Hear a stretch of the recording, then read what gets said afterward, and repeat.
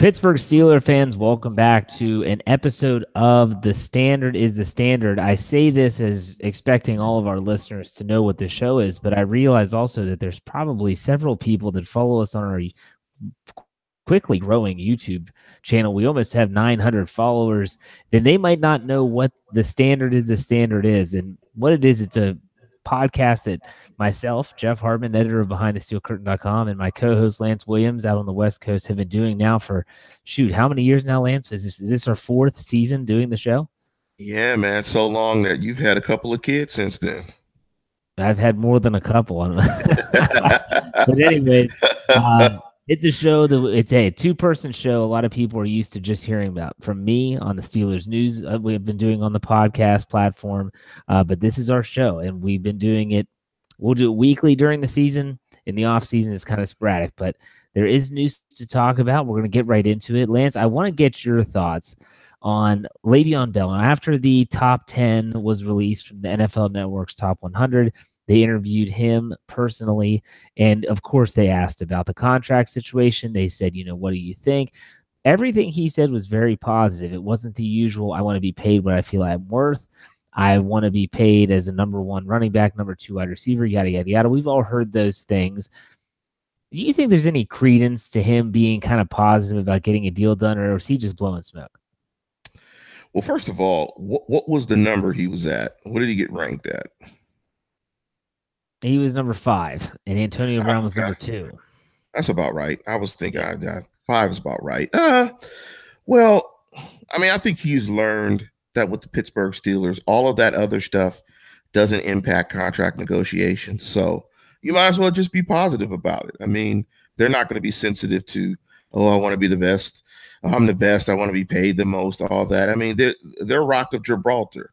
Until it's a number that they're agreeable with, whether he goes the negative or positive route, it's not going to make a damn difference. So you might as well just be positive or not say anything about it and just say, we're diligently working on a deal. They're not going to be moved. So it is what it is.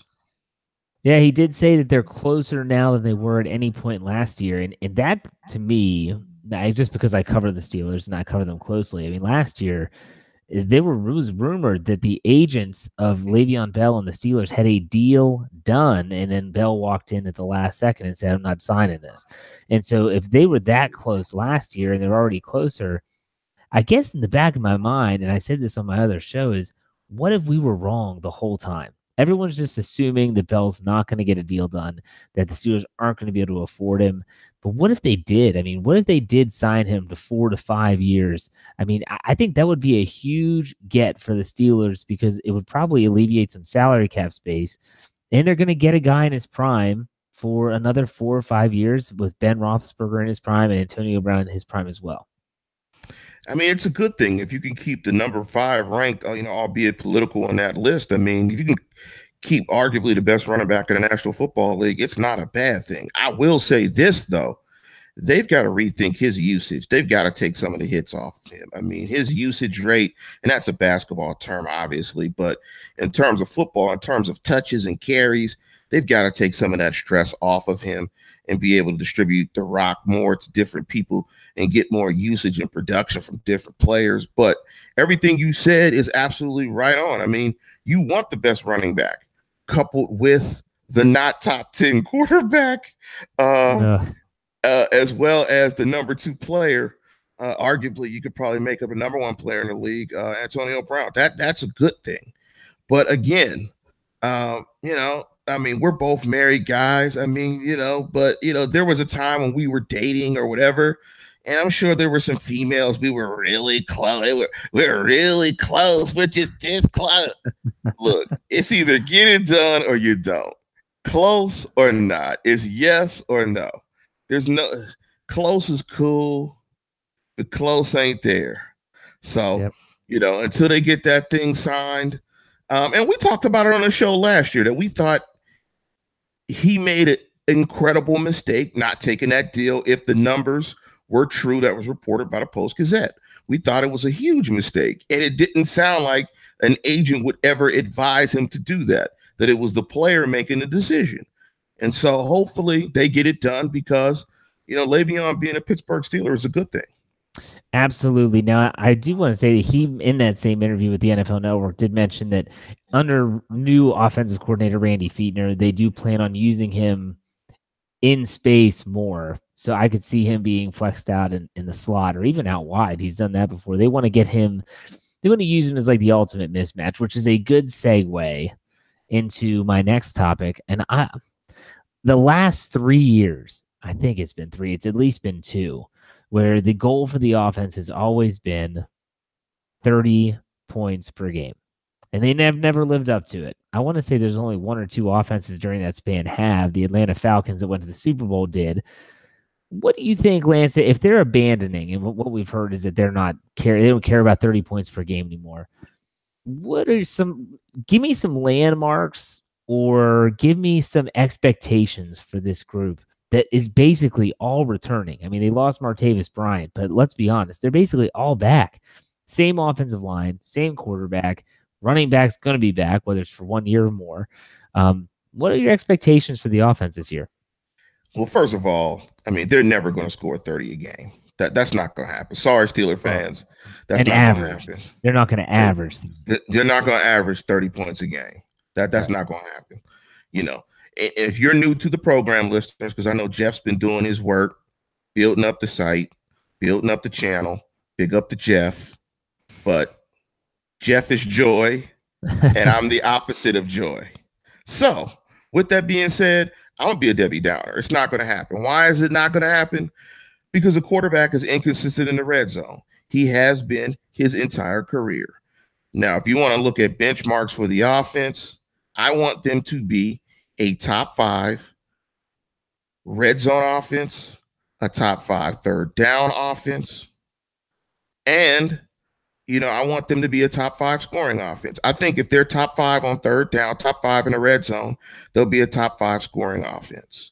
Whether that's 25 points a game, whether that's 26, 27, because they probably average close to, I'm guessing about 26 and a half, close to probably around there, probably 26 and a half, 26 points a game, somewhere around there. I'm thinking just off the top of my head. Correct me if I'm wrong.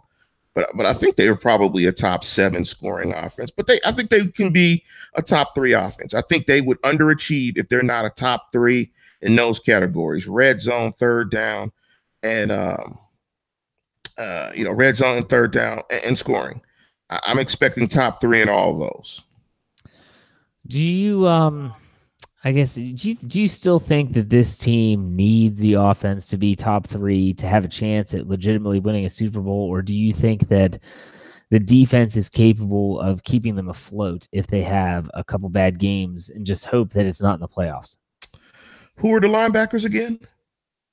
Inside or outside? Which one? Inside. Who are the inside linebackers? My prediction was that John Bostic will be alongside Vince Williams to start the season. Although Tyler Matakevich has been getting first-team reps in the offseason workouts, I don't think that's going to stand up. Okay, well, exactly. They need this offense to cook. Yeah, but hold on. I don't want to do. Go ahead. They need this offense to cook. This is the type of offense. There isn't a dominant player on the defense, in my opinion. There are solid guys, no monsters, no dominant guys. There's no guy on this defense that I think you have to game plan against. It is a solid defense. It's not a defense that is going to get torched flat out. You just need it to be solid and not break. And this is a defense that wants to play with leads. Give it leads and it'll be okay. Okay, so this is a good segue into the next topic, and kudos to you. You're a pro. You're a pro's pro. Everyone out there that might be listening for the first time. Rod Woodson was on the NFL Network, and they were asking him about the quote-unquote drama behind Antonio Brown and Le'Veon Bell. And he basically dismissed that and said he wanted to talk about the defense. And he started talking about how they haven't had a playmaker on defense since Troy Polamalu. He did mention that Ryan Shazier was going to be or could have been that playmaker, but he's obviously not going to play for this year or the foreseeable future. Who, if you were to, you just said that there's no guy that's the guy on defense, but if there's someone that you put your finger on and say this guy could be a playmaker for the Steelers defense, who is it? I mean, it's Watt and Bud Dupree. I mean, those are the guys that are the physical freaks, so to speak, on that particular defense. I mean, you look at Bud Dupree's size, strength ratio. I mean, he's 270, 6'4", 6'5", 4'5", 40, probably 40-inch plus vertical leap. J.J. Watt ticks all those boxes as well. Those are the two physical freak guys. Those are the guys that are going to have to go out and make plays and change games and make offensive coordinators draw the little circle around those guys and game plan around those guys. Those are the guys. Wreck-It Ralph is solid. Tuitt is solid. But the two outside linebackers are the guys. They got to go get it done. Yeah. So you're saying that Hayward is just solid. You're not saying that Cameron Hayward can be I don't want to put him and Aaron Donald in the same sentence because that's not fair to anyone. I guess I view the defensive front, especially under Butler and how well they've performed and how many sacks they've gotten. I guess I could in Joe Hayden, does he still have what it takes to be a playmaker in the back end? Or Sean Davis, maybe as a free safety and not a strong safety? Everyone says he's got the range to do it. I don't know if I believe it. I haven't seen it yet, but I mean, it's got to be more than Dupree and Watt to me. But I think you don't need half of your unit to be those guys. If those guys are the guys that they think they are, and they're heating it up, it makes the rest of the defense better. It brings them up. So, if Bud Dupree is going out there getting 12 sacks and Watt's going out there getting 12 and you got Book in 12 sacks on both ends, then all of a sudden that defense is on and cracking. So and then, guys are getting one-on-one matchups because you're getting slide protections and doubles and all that stuff, and guys can work one-on-one. And, dominant pass rush by those edge rushers elevates that whole entire defense. All of a sudden, quarterbacks can't scan, survey, pat it, come back to the, they can't do all that. Everything's heightened. Everything's faster. Everybody's hitting. When you bring in two bullies to the block, everybody else becomes a bully all of a sudden too. You get hurt when you bring two big boys with you. Yeah. So that they need those boys thumping and rumping and bumping and doing their thing. I agree with you. The only problem is I don't think that the Steelers defense is going to be set up to be able to do that this year. I don't think they're going to have those. It's just not going to come from the traditional bookend outside linebackers, in my opinion. But you know what? We'll get into that more in depth as training camp rolls around, the preseason comes up. Trust me, we'll be talking about that for days. Now, there was news a couple weeks ago. We haven't had a show in a while. And yes, Antonio Brown was very frustrated with the media. He was there for the first two OTAs and then missed the rest. And he didn't show up again until mandatory minicamp. Just from his social media activity, it looked like he had some personal issues that he was dealing with. Mike Tomlin never said anything negative about the player. I'm sure he knew about the absence. Ben Roethlisberger missed as well. You told me that you wanted to kind of talk about this a little bit and his comments that he made when he returned from minicamp, talking about freedom and things of that nature. Lance, go ahead and get on your soapbox, and now's your chance. We discussed it, in a funny fashion years ago when I said that, Antonio Brown was a me guy. And, I told you that he was a guy that wants and craves and lusts attention. And at the time, I don't think you disagree with me. You kind of laughed at the example that I used. It was the Rolls Royce that had his autograph on it. You remember that when he had the car at training camp and he had Antonio Brown autographed on his car? Yep. Yeah, I said immediately, he's a me guy. Yes. He's like, look at me, look at me, look at me.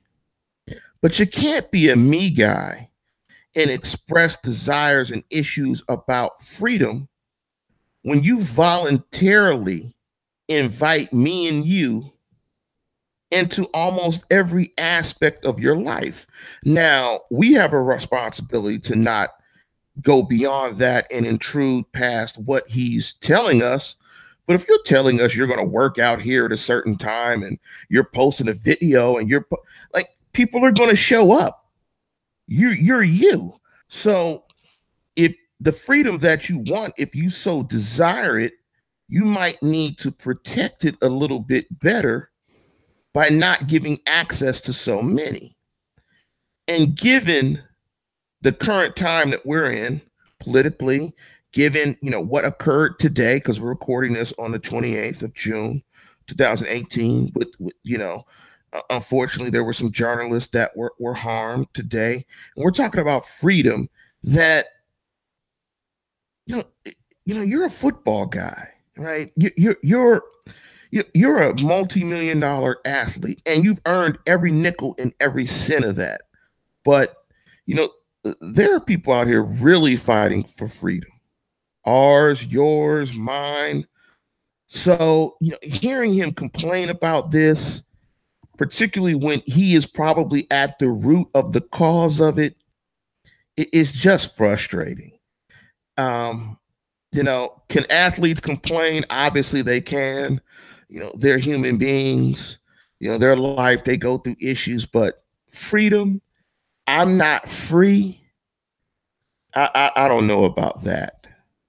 There are definitely some more pressures that he has to deal with that we don't, being a public figure.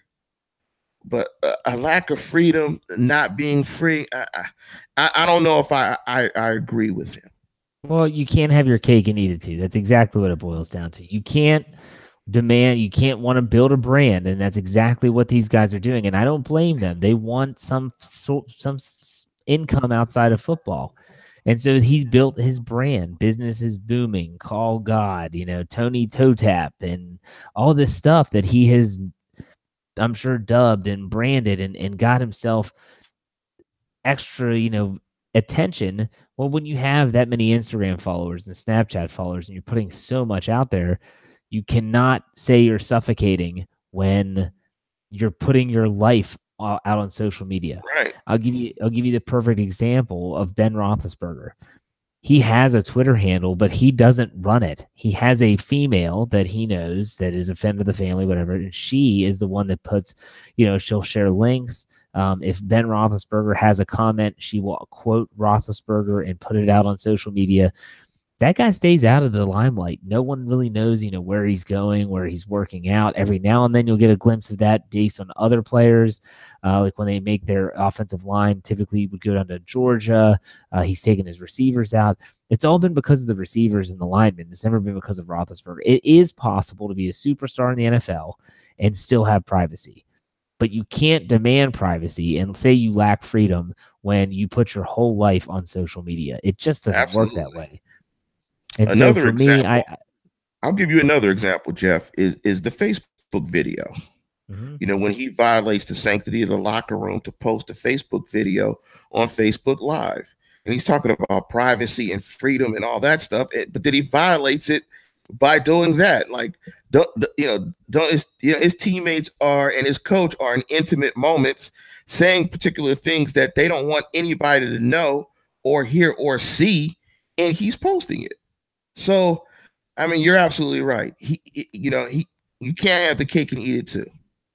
Well, he was doing his job with the Facebook Live video, and they came out that he got paid for that. He got paid a lot of money for that. Facebook, I think they gave him 6 figures to do Facebook Live videos throughout the year. That's when they were on the team plane. He was Facebook Live in that, and I'm thinking, this is awesome. As a fan, you're getting an inside look of what it's like. But then I'm thinking, shoot, shouldn't this stuff be kind of sacred, like you said? I don't know. It's a strange dynamic. The comments were weird. If you followed his social media leading up to that event, weird was the best way I could put it. He had some stuff going on. I'm going to chalk that up to the dude's got some issues off the field. Get him buttoned up this offseason. Yeah. So when you come to camp, I would love to see him just show up to camp in a regular car too. Just roll up. He drives a Rolls Royce everywhere. So just roll up in your normal Rolls, get out of the car, say, it's good to see you all. No fanfare. I said that about Brett Kiesel too. So I don't want people to think that I'm like discriminating on Antonio Brown. When Brett Kiesel used to roll up in a freaking tractor, I'd say, man, can't you just show up to work? Can't you just say, we're here to work. We're going to put our hard hats on. We're going to work our tails off. I don't know. Hey, It is what it You is. know, I mean, guys like attention, man. You know, maybe he shows up with the rolls without his autograph on it. Maybe. That was the most asinine thing ever. Well, I don't know if that was as bad as last year showing up in the really old roles with like a butler driving and getting it was.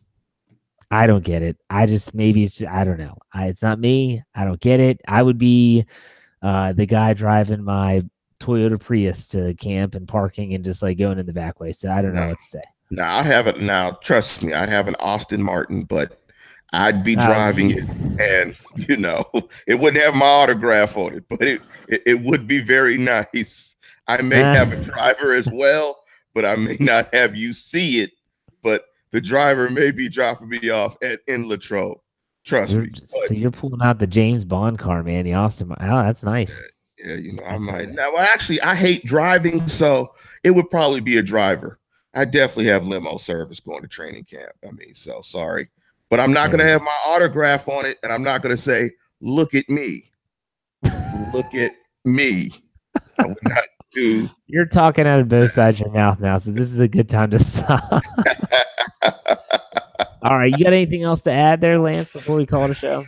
No, man. It's great to do the show. It's great to get back and do the show again. Congratulations to you, Jeff, you and your family, and thanks for holding down the show. Jeff, man, you need a sixth man now. A what? A sixth man. You need a sixth man. You got to have somebody coming off the bench. You got to have somebody coming off the bench. No. The basketball team's good. For those that don't know, my wife and I welcomed our fifth child into the world about a week ago. And so that's what Lance is referring to. So, Lance, thank you for that. If you're listening to this podcast, whether it's on BehindTheSteelCurtain.com or whether it's on YouTube or you didn't know we had a YouTube channel, go to YouTube, BTSC Steelers Radio, subscribe, like, all that good stuff. And remember, we will be back. I don't know when. I will be back. You know when. We'll be back soon. It's only like 25 days until the players report to training camp. And so once training camp rolls around, news starts to fly.